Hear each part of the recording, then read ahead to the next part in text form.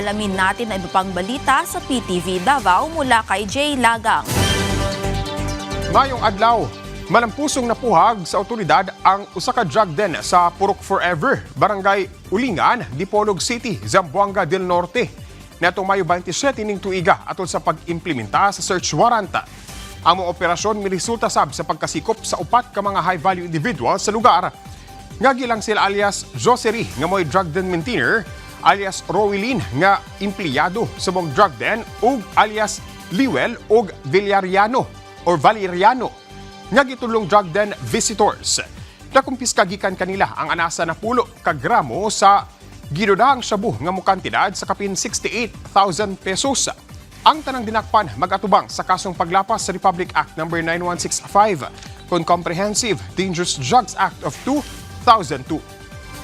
Gi-inspeksyon sa Department of Public Works and Highways kung DPWH Region 12 ang tulo ka road slip protection project nga gasubay sa kinatibuk ang 435 meters sa Bukidnon, Cotabato Road sa Carmen, Cotabato.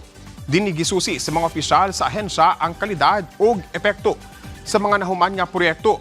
Nalakip sa gipaygang intervention sa mga proyekto ang slope protection works, excavation, stone, masonry ug uban pang stabilization measures aron nga malikayan ang pagkahugno sa yuta ug magpabilin nga lig-on ug luwas ang dalan sa lugar, ilabi na panahon sa ting-ulan.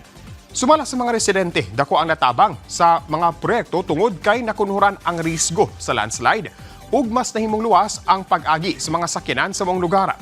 Subay kini sa direktiba ni Presidente Ferdinand R. Marcos Jr. nga padayong palig-unon ug palambuon ang mga infrastruktura sa nasod busa.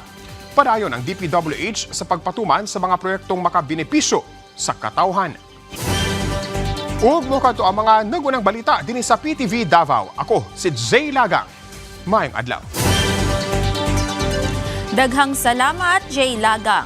At yan ang mga balita sa oras sa ito. Para sa iba pang updates, i-follow at like kami sa aming social media sites at sa PTV PH. Ako si Vel Custodio para sa Pambansang TV sa Bagong Pilipinas.